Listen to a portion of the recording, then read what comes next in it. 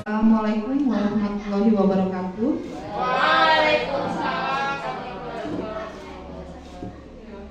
Terima kasih yang saya hormati seluruh Dewan Guru SD 40 Gedong Totaan. Kali ini saya Analita Putri Wahyuni, CGP Angkatan 11 dari Kabupaten Pesawaran.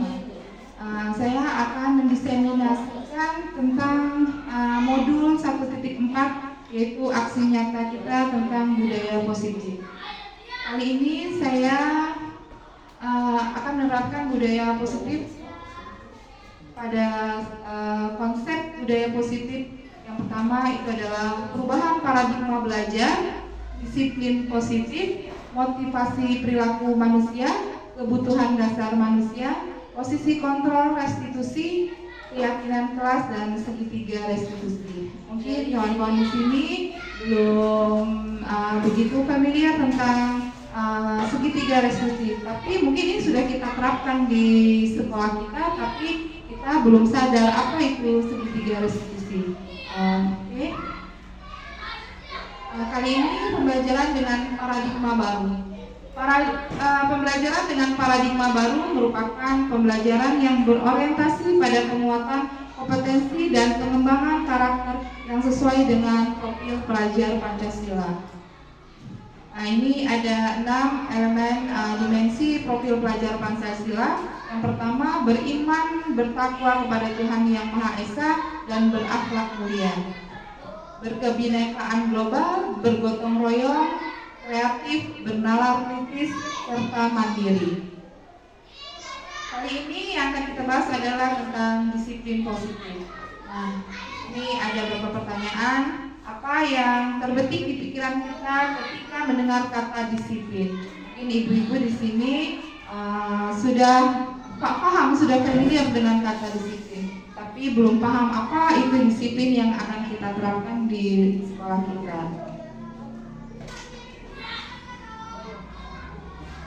Ini adalah sebuah makna kata disiplin. Dalam budaya yang selama ini sudah kita lakukan, disiplin dimaknai menjadi sesuatu yang dilakukan seseorang pada orang lain untuk mendapatkan kepatuhan. Atau juga kita cenderung menghubungkan kata disiplin dengan ketidaknyamanan, hukuman, tata tertib, patuh pada peraturan. Di sini saya kutip disiplin menurut Diana Gosen. Disiplin berasal dari kata disiplina yang berarti belajar. Kata disiplin juga berasal dari kata disiplik atau murid atau pengikut. Hal ini mengandung arti untuk menjadi seorang murid, seorang yang harus paham alasan mengapa mereka mengikuti ajaran atau mengapa mereka belajar sesuatu, sehingga motivasi terbangun yang kita biasa sebut dengan motivasi intrinsik. Ada dengan kata lain di sini disiplin diri mempelajari bagaimana cara kita mengontrol diri dan menguasai diri untuk memilih tindakan yang mengacu pada nilai-nilai yang kita hargai. Kemudian dengan kata lain juga, disiplin itu seseorang yang memiliki disiplin diri berarti mereka bisa bertanggung jawab terhadap apa yang dilakukan mereka karena mereka mendasarkan pada nilai-nilai kebajikan universal. Nah, di sini ada motivasi perilaku manusia, yaitu adalah yang pertama hukuman, konsekuensi, dan restitusi.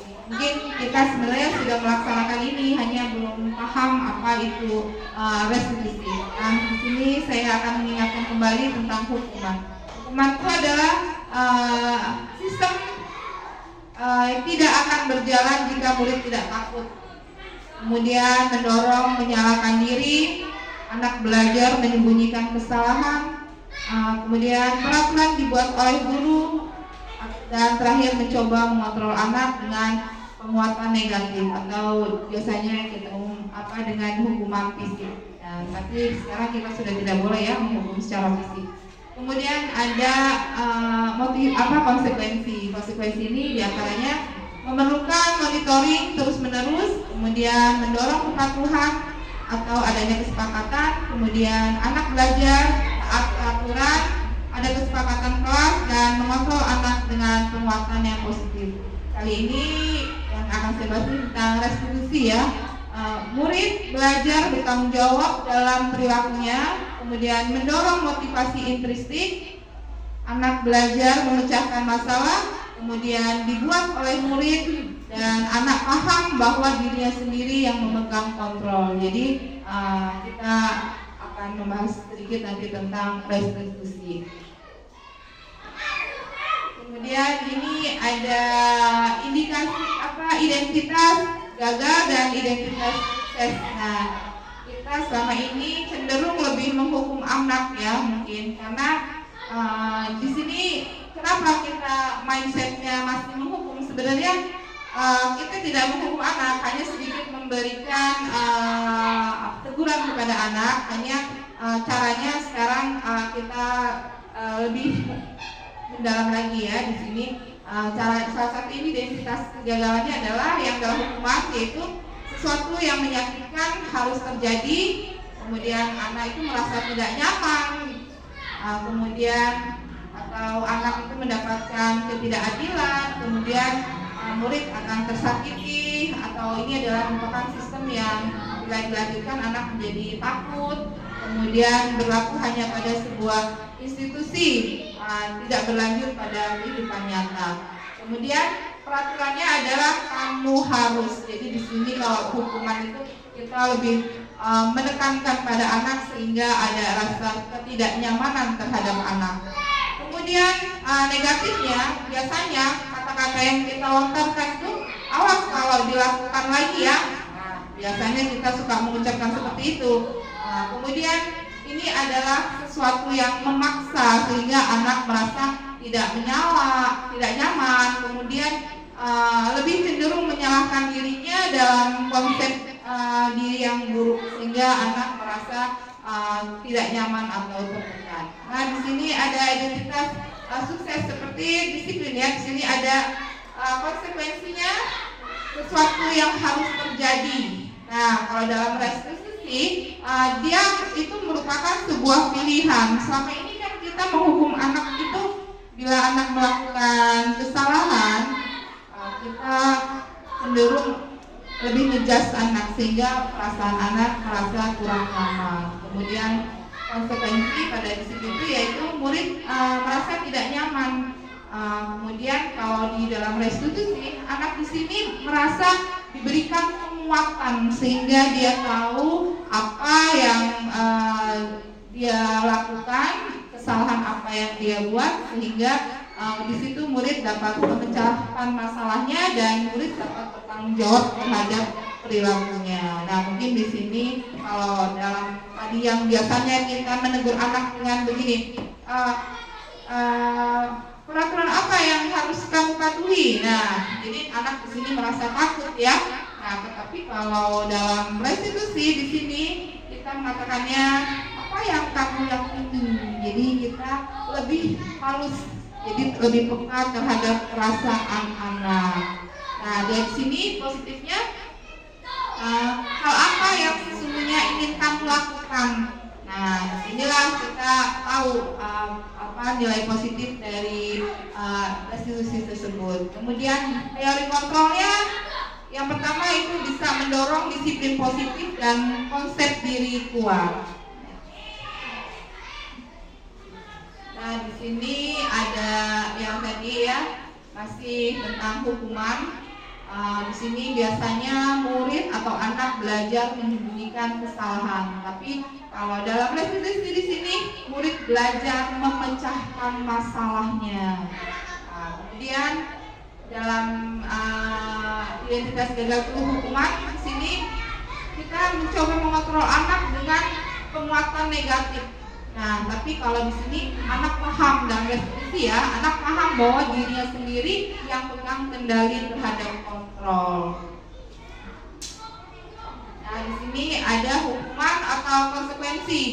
Nah, yang pertama itu mencatat kali di dalam buku kalimat saya tidak akan terlambat lagi karena karena terlambat ke sekolah. Biasanya kita menghukum anak seperti itu ya. Kemudian anak lari keliling lapangan. Kemudian anak suruh membersihkan coret-coretan yang di meja. Kemudian mengganti kertas dengan yang dicoret-coret. Kemudian biasanya anak dijemur di lapangan karena ngobrol dengan temannya saat pelajaran. Nah, ini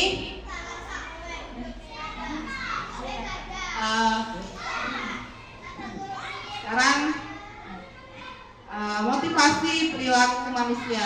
Jadi di sini saya kutip dari Dian dosen dalam bukunya Reproducing School Discipline menyatakan ada 3 motivasi perilaku manusia.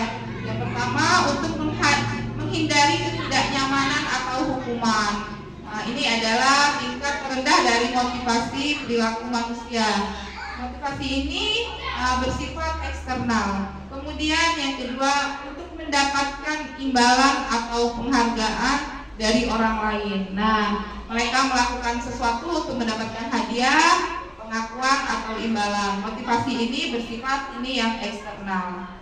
Kemudian yang terakhir untuk menjadi orang yang mereka inginkan dan menghargai diri sendiri dengan nilai-nilai yang mereka percaya.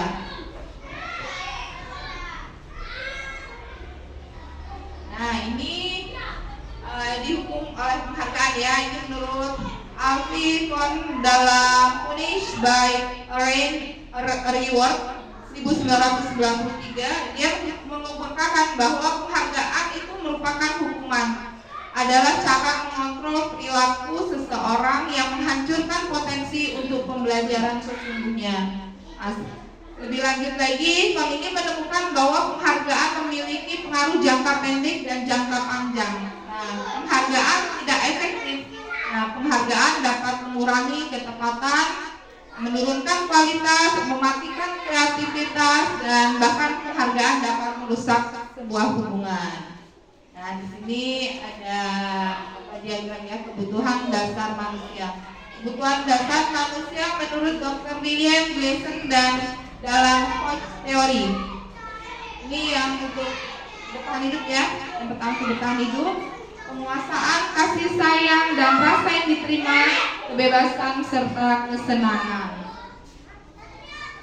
Ini contoh kasus kebutuhan dasar manusia. Nah, Ibu Ambar, guru wali kelas 2A di SD Pelita Harapan, sedang bingung menghadapi ulah salah satu murid di kelasnya, Doni namanya. Beberapa anak di kelas 2A telah datang padanya dan mengeluhkan Doni yang seringkali meminta bekal makan siang mereka dengan paksa. Jika Anda menghadapi situasi seperti Ibu Ambar, apa yang akan dilakukan? Menurut Anda kiranya apa alasan Doni melakukan hal tersebut? Nah, mungkin ada yang ingin menjawab. Kira-kira apa yang akan dilakukan oleh Bu Ambar?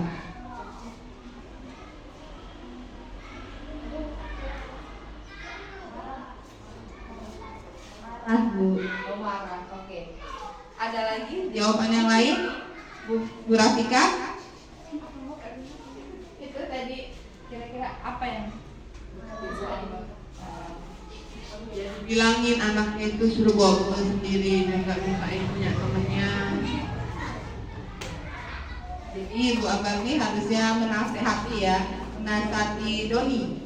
Ya. Ini jawaban dari Bimo. Aku senang bermain kejar-kejaran dengan ibu guru. Nah, ini adalah kebutuhan dasarnya adalah kesenangan. Jadi anak itu senang kalau kejar-kejaran dengan gurunya. Kemudian aku bosan belajar gitu-gitu aja. Nah, di sini adalah kebutuhan dasarnya adalah kebebasan. Kemudian ibu guru sibuk, padahal aku ingin main sama ibu guru. Jadi apa? Ini kebutuhan dasarnya? Iya, kasih sayang. Betul.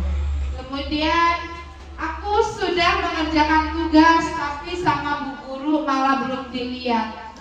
Jadi di sini dia ada kebutuhan dasarnya adalah penguasaan. Kemudian posisi kontrol guru. Ada 5 posisi kontrol kita sebagai guru. Yang pertama sebagai penghukum, pembuat merasa bersalah, teman, pemantau, dan manajer. Nah, ibu di sini bisa memilih posisi kontrol kita seperti apa saat kita melakukan suatu situasi dalam kegiatan kita.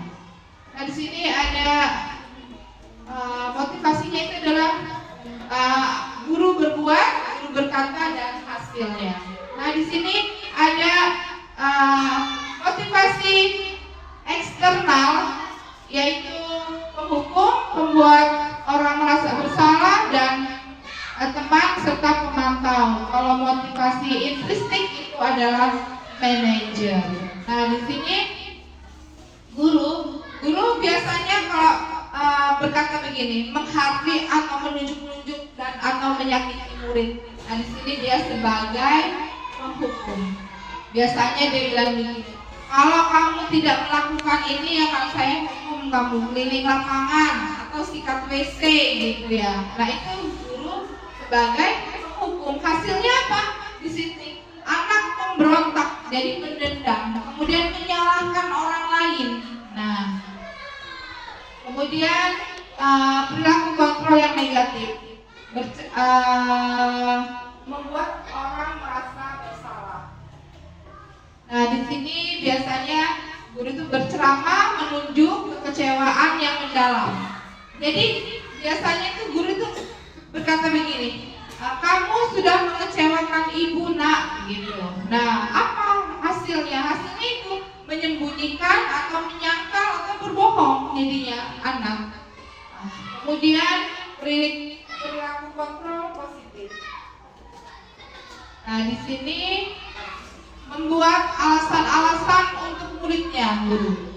Kemudian biasanya guru itu berkata begini, lakukan untuk ibu ya ini. Nah, kemudian ya sudah, nanti ibu bantu bereskan.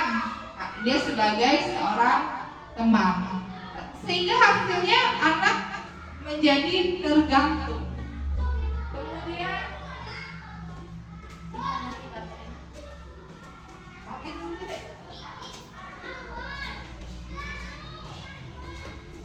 posisi kontrol sebagai pemantau. Di sini guru biasanya menghitung dan mengukur.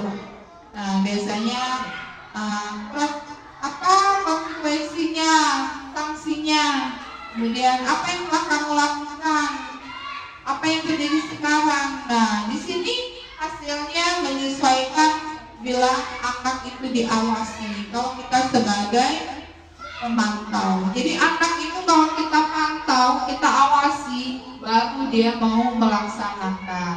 Kemudian yang terakhir adalah posisi kontrol manager. Di sini kita sebagai guru mengajukan pertanyaan-pertanyaan terkait apa yang dia lakukan.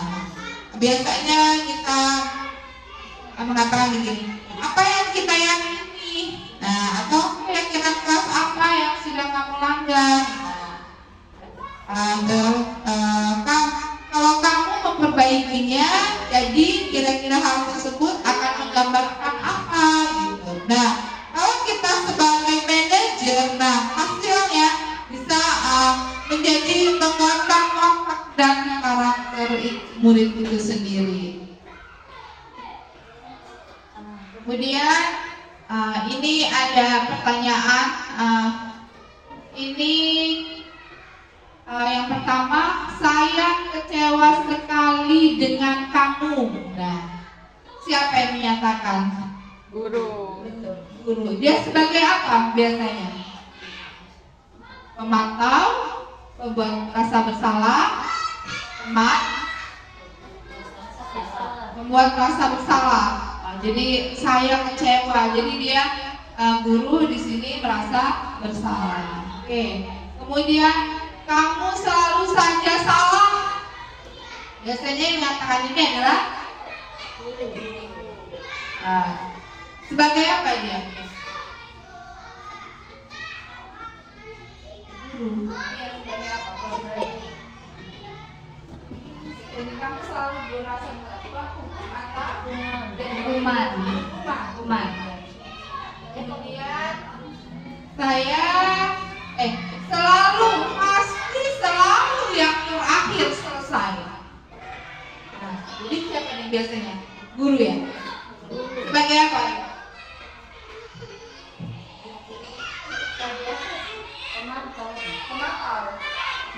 Pemantau. Oke, nanti. Nah, di sini,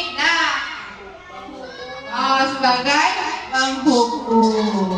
Nah, ayo bantulah demi ibu sebagai teman. Guru ini sebagai teman. Kemudian, apa yang telah kamu lakukan? Ya, sebagai pemantau. Nah, ini baiknya kita sebagai manajer. Jadi yang akan kita tanya adalah apa rencana kamu untuk memperbaiki masalah ini. Nah, jadi sebaiknya kita sebagai guru, nah ini kata-kata yang kita lontarkan kepada murid, tidak menjadi pembuat rasa bersalah, penghukum. Nah, jadi kita di sini bisa tahu apa yang kita pilih di sini sebaiknya sebagai apa. Nah, bisa sebagai. Jadi sebaiknya kita sebagai manajer. Nah, biasanya gini, apakah kamu meyakini ini ya? Meyakini ini gitu. Nah, jadi ini biasanya tentang keyakinan kelas. Nah, kemudian peraturannya apa? Gitu. Itu hanya sebagai pemantau. Jadi anak kalau dipantau baru dilaksanakan, kalau enggak gitu. Kemudian ingatkan apa yang telah saya lakukan untuk kamu.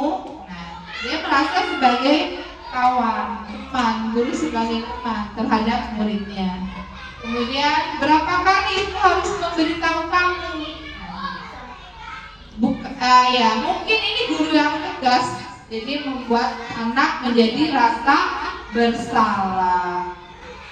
Kemudian ini akan saya bahas sedikit tentang keyakinan kelas. Nah, mengapa kita perlu memiliki peraturan tentang menggunakan helm saat mengendarai kendaraan roda 2 atau motor? Atau juga apa kita perlu hadir tepat waktu saat jam pelajaran? Ini salah satu keyakinan kelas.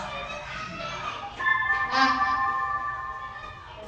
pembentukan keyakinan kelas ini biasanya kita lebih bersifat abstrak daripada peraturan yang lebih rinci dan konkret. Nah, keyakinan kelas juga merupakan pertanyaan-pertanyaan universal. Kemudian keyakinan kelas ini dibentuk dalam bentuk yang positif. Kemudian peraturan kelas hendaknya tidak terlalu banyak sehingga mudah diingat dan dipahami oleh warga sekolah atau murid. Kemudian keyakinan kelas hendaknya kontekstual sehingga dapat ditetapkan di lingkungan tersebut. Kemudian semua warga kelas hendaknya ikut berkontribusi dalam membentuk keyakinan kelas. Yang terakhir, bersedia meninjau kembali keyakinan kelas dari waktu ke waktu.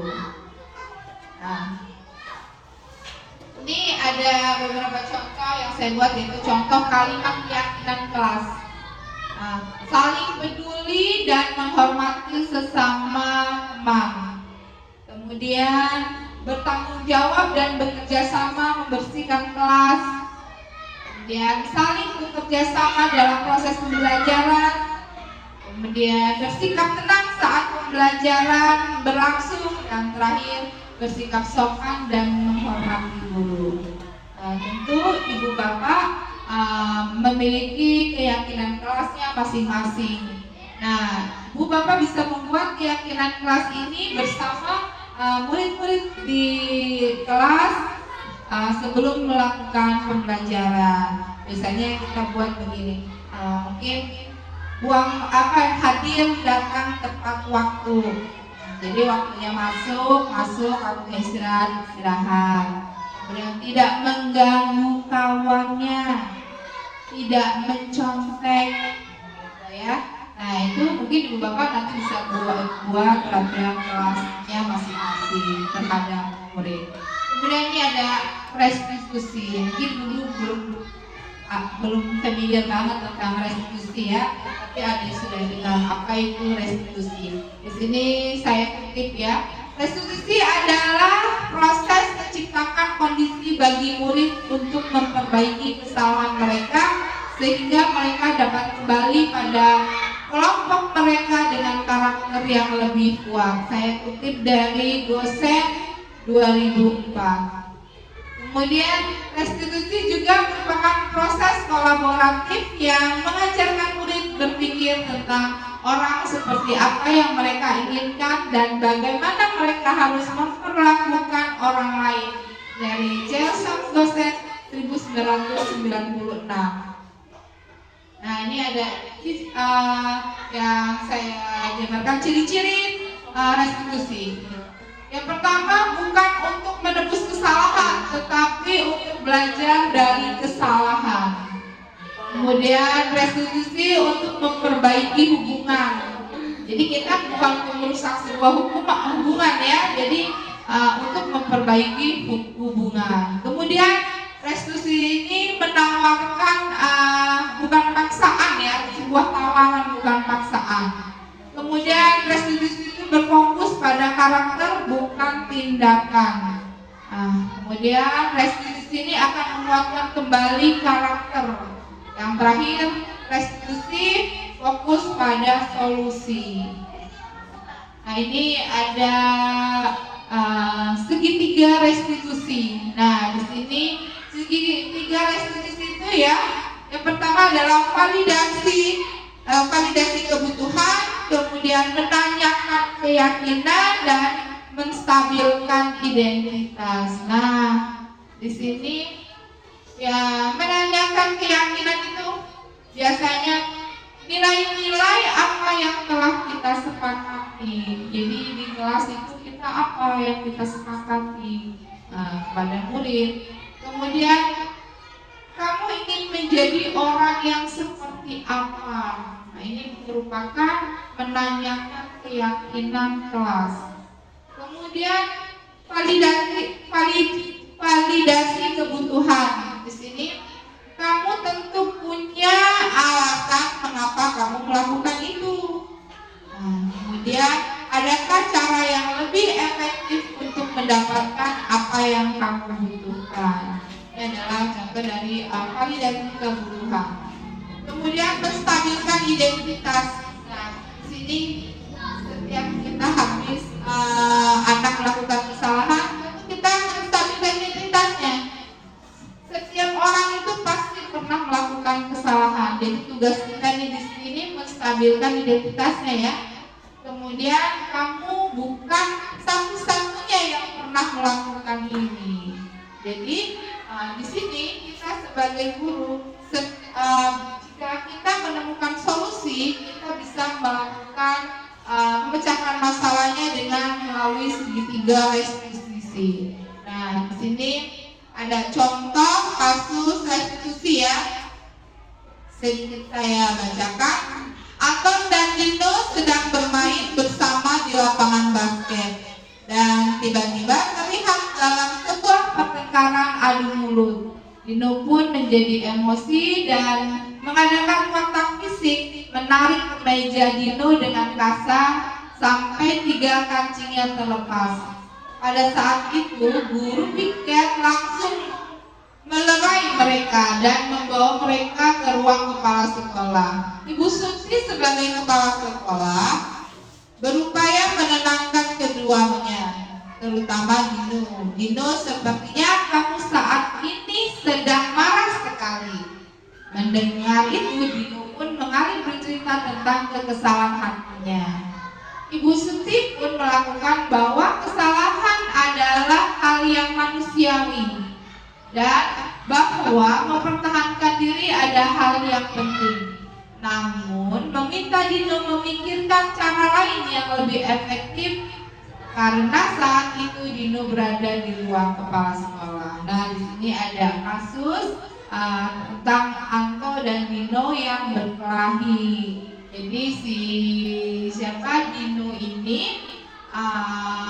menarik mejanya si Anto sehingga kancingnya itu tidak terlepas. Nah, di sini kita bisa, dari contoh permasalahan ini kita bisa melakukan segitiga resolusi dalam pemecahan masalah terhadap Dino. Nah, kemudian Dino berpikir sejenak, namun Dino tidak tahu. Bu, saya kembali mungkin ya. Nah, Ibu Suti berpikir sebenarnya dan menanggapi kalau di lab akan mudah lepas kembali. Jadi bagaimana kalau kamu menjahitnya? Di sini kita sebagai guru tadi mencari sebuah solusi. Nah, solusinya katanya suruh menjahit. Kemudian bersediakah kamu?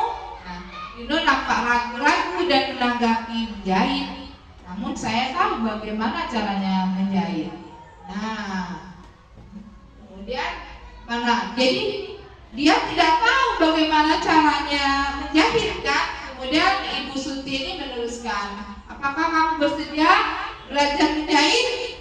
Dino berpikir, memandang ke meja Dino, kemudian menanggapinya. Yang mengajari saya siapa, Bu? Dengan cepat Ibu Suti menjawab, Pak Irfan, guru tata busana. Dino kembali terdiam sejenak, memandang ke meja Anto yang tanpa kancing. Nah, akhirnya Dino mengangguk, tanda menyetujui, dan sepanjang siang ini Dino belajar menjahit dan memperbaiki meja Anto.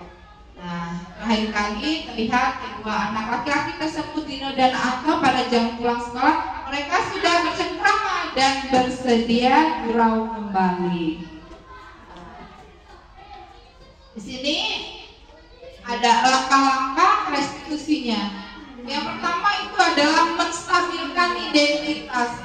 Terdapat pada kalimat Ibu Suti pun melanjutkan bahwa membuat kesalahan adalah hal yang manusiawi dan bahwa mempertahankan diri adalah hal yang penting.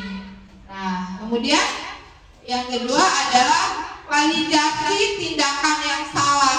Nah, di sini namun Dino memikirkan cara lain yang mungkin lebih efektif. Tadi dia dengan cara lem baju ya, tapi nggak mungkin dilem bajunya, lepas lagi.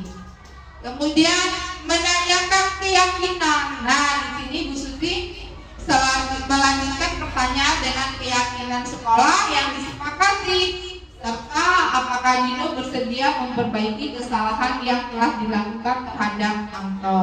Dino pun akhirnya perlahan mengangguk. Jadi ada langkah-langkah segitiga restitusi yang kita buat. Yang pertama menstabilkan identitas, kemudian validasi tindakan, kemudian menanyakan keyakinan. Ini adalah tahapan tiga segitiga restitusi. Nah, ini ada kasus yang kedua. Ibu Dani sedang menjelaskan pelajaran bahasa Inggris di papan tulis. Namun beliau memperhatikan bahwa Fajar malah tidur dan nampak acuh tak acuh pada pelajarannya. Nah, Fajar juga coba menjawab pertanyaan nomor 3, maju ke depan dan kerjakan di papan tulis.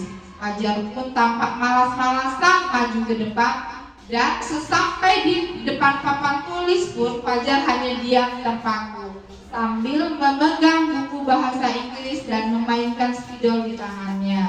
Nah, di sini, ayo Fajar, makanya jangan tidur-tiduran. Lain kali perhatikan. Sudah sana duduk kembali. Kira-kira siapa yang bisa? Nah, di sini nih, dalam kasus kedua, Fajar kembali duduk di bangkunya. Hal seperti ini sudah sering terjadi pada Fajar. Berdiri dulu deh. ada beberapa contoh yang saya buat, yaitu contoh kalimat keyakinan kelas.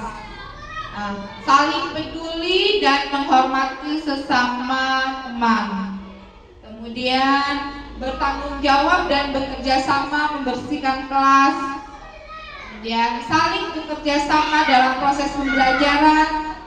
Kemudian bersikap tenang saat pembelajaran berlangsung. Dan terakhir, bersikap sopan dan menghormati guru. Tentu ibu bapak memiliki keyakinan kelasnya masing-masing.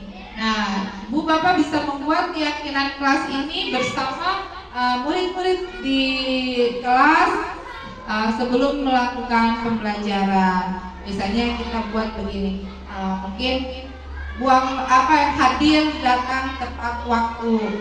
Jadi waktunya masuk, waktunya istirahat. Kemudian tidak mengganggu kawannya, tidak mencontek, gitu ya. Nah, itu mungkin ibu bapak nanti bisa buat peraturan kelasnya masing-masing terhadap murid. Kemudian ini ada restitusi. Mungkin dulu belum familiar banget tentang restitusi ya, tapi ada sudah dengar apa itu restitusi. Di sini saya kutip ya. Restitusi adalah proses menciptakan kondisi bagi murid untuk memperbaiki kesalahan mereka sehingga mereka dapat kembali pada kelompok mereka dengan karakter yang lebih kuat. Saya kutip dari Gosen 2004. Kemudian restitusi juga merupakan proses kolaboratif yang mengajarkan murid berpikir tentang orang seperti apa yang mereka inginkan dan bagaimana mereka harus memperlakukan orang lain. Dari Chelsea Gosen 1996. Nah, ini ada yang saya jabarkan ciri-ciri restitusi. Yang pertama, bukan untuk menebus kesalahan, tetapi untuk belajar dari kesalahan. Kemudian restitusi untuk memperbaiki hubungan. Jadi kita bukan untuk merusak sebuah hubungan ya. Jadi untuk memperbaiki hubungan. Kemudian restitusi ini menawarkan bukan paksaan ya, sebuah tawaran bukan paksaan. Kemudian restitusi itu berfokus pada karakter bukan tindakan. Kemudian restitusi ini akan menguatkan kembali karakter. Yang terakhir, restitusi fokus pada solusi. Nah, ini ada segitiga restitusi. Nah, di sini segitiga restitusi itu ya, yang pertama adalah validasi kebutuhan, kemudian menanyakan keyakinan dan menstabilkan identitas. Nah, di sini ya menanyakan keyakinan itu biasanya nilai-nilai apa yang telah kita sepakati. Jadi di kelas itu kita apa yang kita sepakati kepada murid. Kemudian kamu ingin menjadi orang yang seperti apa? Nah, ini merupakan menanyakan keyakinan kelas. Kemudian validasi kebutuhan. Di sini kamu tentu punya alasan mengapa kamu melakukan itu. Nah, kemudian adakah cara yang lebih efektif untuk mendapatkan apa yang kamu butuhkan? Ini adalah contoh dari validasi kebutuhan. Kemudian menstabilkan identitas. Nah, di sini setiap kita habis anak melakukan kesalahan, tentu kita menstabilkan identitasnya. Setiap orang itu pasti pernah melakukan kesalahan. Jadi tugas kita di sini menstabilkan identitasnya ya. Kemudian kamu bukan satu-satunya yang pernah melakukan ini. Jadi di sini kita sebagai guru, jika kita menemukan solusi, kita bisa melakukan memecahkan masalahnya dengan melalui segitiga restitusi. Nah, di sini ada contoh kasus restitusi ya. Sedikit saya bacakan. Anton dan Dino sedang bermain bersama di lapangan basket dan tiba-tiba terlihat dalam sebuah pertandingan pertengkaran adu mulut. Dino pun menjadi emosi dan mengadakan kontak fisik, menarik kemeja Dino dengan kasar sampai 3 kancingnya terlepas. Pada saat itu, guru piket langsung melerai mereka dan membawa mereka ke ruang kepala sekolah. Ibu Suti sebagai kepala sekolah berupaya menenangkan keduanya, terutama Dino. Dino, sepertinya kamu saat ini sedang marah sekali. Mendengar itu, Dino pun mengalir bercerita tentang kekesalan hatinya.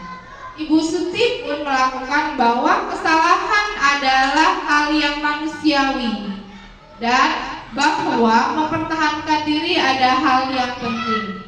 Namun meminta Dino memikirkan cara lain yang lebih efektif karena saat itu Dino berada di ruang kepala sekolah. Nah, di sini ada kasus tentang Anto dan Dino yang berkelahi. Jadi Dino ini menarik mejanya si Anto sehingga kancingnya itu 3 terlepas. Nah, di sini kita bisa, dan contoh permasalahan ini kita bisa melakukan segitiga resolusi dalam pemecahan masalah terhadap Dino. Nah, kemudian Dino berpikir sejenak, namun Dino tidak tahu. Bu, saya lem kembali mungkin ya. Nah, Ibu Suti berpikir sebenarnya dan menanggapi kalau di lem akan mudah lepas kembali. Jadi bagaimana kalau kamu menjahitnya? Di sini kita sebagai guru tadi mencari sebuah solusi. Nah, solusinya katanya suruh menjahit. Kemudian, bersediakah kamu? Nah, Dino nampak ragu-ragu dan menanggapi menjahit. Namun saya tahu bagaimana caranya menjahit. Nah, kemudian jadi dia tidak tahu bagaimana caranya menjahit kan? Kemudian Ibu Suti ini meneruskan, apakah kamu bersedia belajar menjahit? Dino berpikir, memandang ke meja Dino, kemudian menanggapinya. Yang mengajari saya siapa, Bu? Dengan cepat Ibu Suti menjawab, Pak Irfan, guru tata busana. Dino kembali terdiam sejenak memandang ke meja Anto yang tanpa kancing. Nah, akhirnya Dino mengangguk, tanda menyetujui, dan sepanjang siang ini Dino belajar menjahit dan memperbaiki kemeja Anto. Nah, terakhir kali terlihat kedua anak laki-laki tersebut, Dino dan Anto, pada jam pulang sekolah mereka sudah bercengkrama dan bersedia gurau kembali. Di sini ada langkah-langkah restitusinya. Yang pertama itu adalah menstabilkan identitas. Terdapat pada kalimat Ibu Suti pun melanjutkan bahwa membuat kesalahan adalah hal yang manusiawi dan bahwa mempertahankan diri adalah hal yang penting. Nah, kemudian yang kedua adalah validasi tindakan yang salah. Nah, di sini namun Dino memikirkan cara lain yang mungkin lebih efektif. Tadi dia dengan cara lem bajunya, tapi nggak mungkin dilem bajunya, lepas lagi. Kemudian menanyakan keyakinan. Nah, di sini Bu Suti melanjutkan pertanyaan dengan keyakinan sekolah yang disepakati, serta apakah Dino bersedia memperbaiki kesalahan yang telah dilakukan terhadap Anto. Dino pun akhirnya perlahan mengangguk. Jadi ada langkah-langkah segitiga restitusi yang kita buat. Yang pertama, menstabilkan identitas, kemudian validasi tindakan, kemudian menanyakan keyakinan. Ini adalah tahapan tiga segitiga restitusi. Nah, ini ada kasus yang kedua. Ibu Dani sedang menjelaskan pelajaran bahasa Inggris di papan tulis. Namun beliau memperhatikan bahwa Fajar malah tidur dan nampak acuh tak acuh pada pelajarannya. Nah, Fajar juga coba menjawab pertanyaan nomor 3, maju ke depan dan kerjakan di papan tulis. Fajar pun tampak malas-malasan maju ke depan, dan sesampai di depan papan tulis pun Fajar hanya diam terpaku sambil memegang buku bahasa Inggris dan memainkan spidol di tangannya. Nah, di sini, ayo Fajar, makanya jangan tidur-tiduran. Lain kali perhatikan. Sudah sana duduk kembali. Kira-kira siapa yang bisa? Nah, di sini nih, dalam kasus kedua, Fajar pun kembali duduk di bangkunya. Hal seperti ini sudah sering terjadi pada Fajar. Tidur deh. Fajar pun kembali duduk di bangkunya. Hal seperti ini sudah sering kali terjadi pada Fajar. Seperti tidak memperhatikan, acuh tak acuh, dan nilai-nilainya pun tidak terlalu baik untuk pelajaran bahasa Inggris. Pada saat ditegur Ibu Dani, Fajar hanya menjawab, tidak tahu Bu. Ibu Dani pun menjawab lirih, gimana kamu Fajar, kamu tidak kasihan sama ibu ya? Ibu sudah capek-capek mengajarkan kamu, tidak kasihan sama ibu. Dan Fajar pun diam bisu. Nah, kemudian ini adalah langkah-langkah restitusi yang dapat dilakukan oleh Ibu Dani adalah yang pertama, menstabilkan identitas, yaitu Fajar, ibu lihat kamu sedang tidak semangat. Ya, kamu berhak merasa begitu. Ibu juga kadang begitu kok. Nah, kemudian yang validasi tindakan yang salah, kamu pasti punya alasan mengapa bersikap seperti itu kan. Nah, ini adalah validasi tindakan yang salah. Kemudian menanyakan keyakinan. Nah, keyakinan kelas kita, apa kamu dapat memikirkan cara untuk memperbaiki sikap kamu. Nah, di sini Ibu Dani memecahkan masalah kasus pada Dani ini pada Fajar, yaitu menggunakan segitiga restitusi. Yang pertama menstabilkan identitas, yang kedua validasi tindakan, dan yang terakhir menanyakan keyakinan.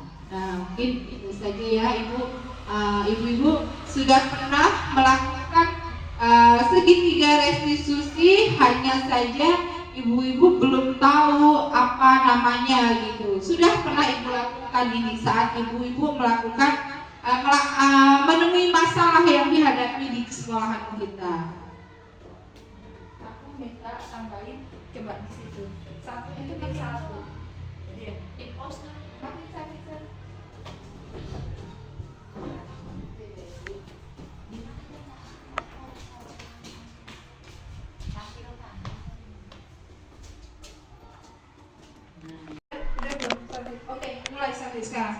Oke, kita terkait tentang, masih kita bahas tentang budaya positif. Dia masih berkaitan dengan sesuai dengan pemikiran Ki Hajar Dewantara, nilai dan peran guru penggerak, kemudian visi guru penggerak, kemudian budaya positif.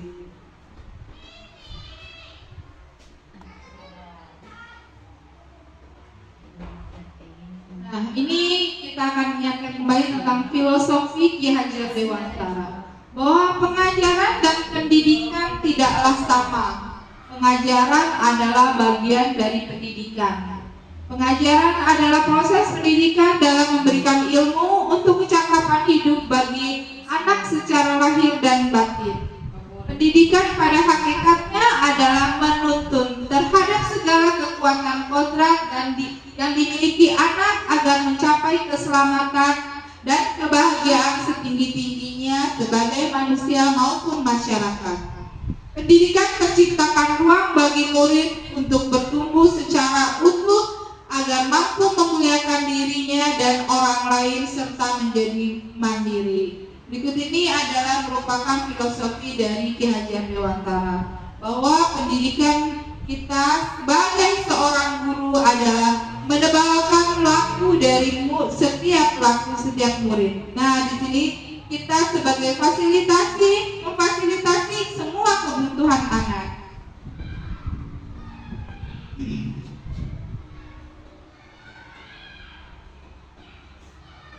Nah, ini ada nilai dan peran guru penggerak. Berikut ini adalah nilai-nilai guru penggerak di masa mendatang.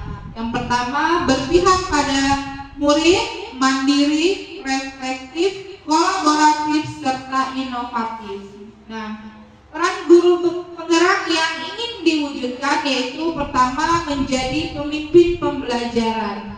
Kedua, menjadi coach bagi guru lain. Ketiga, mendorong kolaborasi. Ketiga, keempat, mewujudkan kepemimpinan murid. Dan terakhir, menggerakkan komunitas praktis.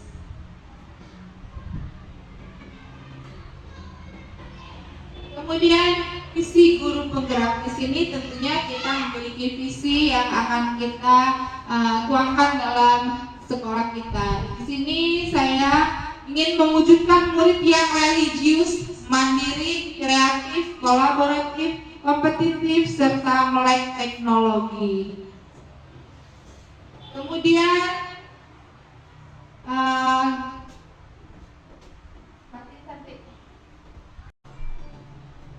Kemudian ada tahapan Bagja dalam inquiry apresiatif. Apa yang akan kita lakukan di sini? Kita akan pertama adalah membuat pertanyaan utama atau kita biasa sebut dengan define, kemudian ambil pelajaran, discover, kemudian gali mimpi, dream, yang keempat jabarkan rencana, desain, yang terakhir atur eksekusi atau deliver. Kemudian kita di sini menggunakan tahap Bagja dalam apresiasi inquiry. Kemudian budaya positif. Nah, di sini masih kita bahas tentang budaya positif, yaitu budaya positif yang akan kita terkait dalam budaya positif, yaitu pertama disiplin positif dan nilai-nilai kebajikan universal, kemudian teori motivasi, hukuman, penghargaan dan restitusi, kemudian keyakinan kelas, yang keempat kebutuhan dasar manusia dan dunia berkualitas, yang keempat restitusi, 5 posisi kontrol, dan yang terakhir restitusi, segitiga restitusi. Ini yang tadi saya sudah jabarkan, yaitu tentang budaya positif terkait tentang restitusi dan segitiga restitusi dan posisi kontrol kita sebagai seorang guru. Kemudian perubahan apa yang terjadi pada cara berpikir kita untuk menciptakan budaya positif di kelas kita. Namun sekolah kita setelah mempelajari materi ini, yaitu setelah memaparkan materi ini, saya merasa bahwa menciptakan budaya positif di kelas maupun di sekolah membutuhkan keterlibatan murid dalam rencana, penerapan, dan evaluasi. Budaya positif sehingga akan mewujudkan kelas dan sekolah yang aman, nyaman bagi tumbuh kembang murid berdasarkan keyakinan kelas bersama. Di sini tadi Ibu saya sudah menjelaskan bahwa ada 5 posisi kontrol, yaitu sebagai penghukum, teman, pembuat rasa bersalah, pemantau, dan manajer. Dari kelima posisi kontrol tersebut, sebaiknya kita harus menjadi manajer. Nah, mungkin itu saja yang bisa saya sampaikan dalam kegiatan ini. Sebelumnya saya mengucapkan terima kasih. Akhir kata, wabillahi taufiq wal hidayah. Wassalamualaikum warahmatullahi wabarakatuh. Waalaikumsalam warahmatullahi wabarakatuh.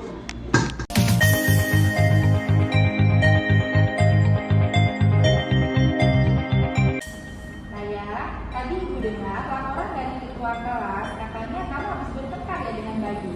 Iya Bu, habis kesal sih. Kenapa kesal? Bayu terus menerus mencontek hasil pekerjaan saya. Bukan punya PR, Bayu juga sering mencontek tugas saya. Oh begitu. Ya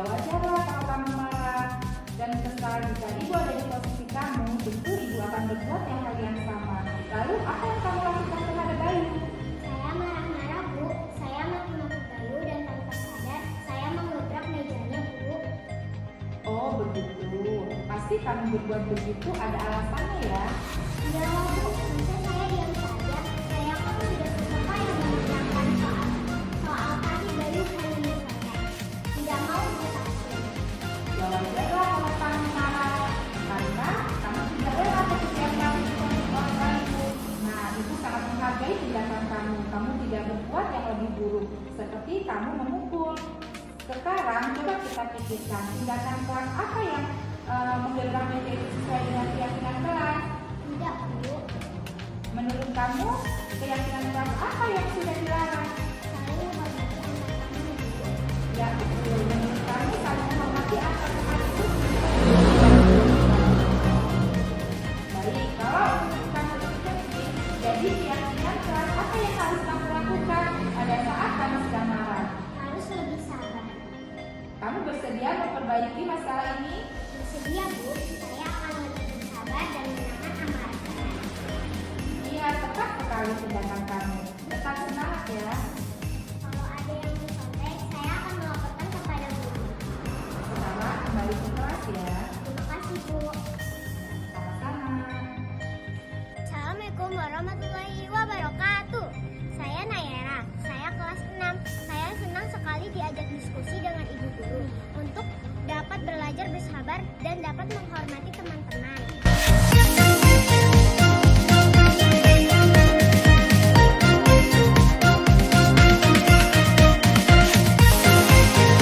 Pak Yunus, tadi ibu dengar dari Bu Tiket. Kabarnya kamu sudah datang terlambat ya, Nak? Menurut ingatan kamu, sudah berapa kali kamu datang terlambat? Sering terlambat itu suatu kesalahan bukan? Iya, Bu.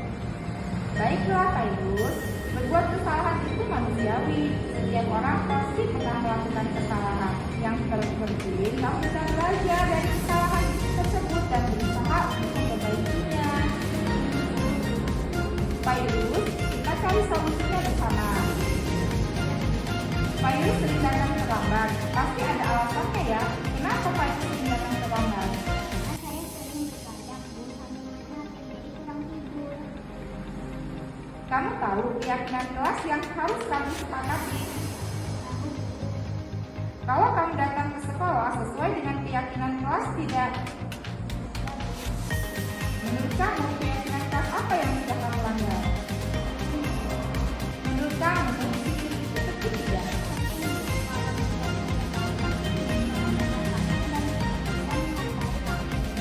Betul, menghargai waktu itu sangat penting dan bermanfaat untuk kita semua. Seperti kita dapat menghargai orang-orang yang ada di sekitar kita. Pekerjaan tidak menjadi menumpuk dan kita juga dapat melatih rasa kepedulian.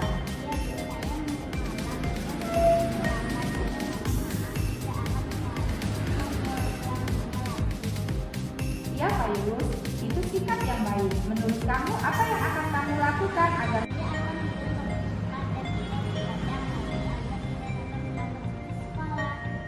Ya Pak Yunus, itu adalah sikap yang baik. Menurut kamu apa yang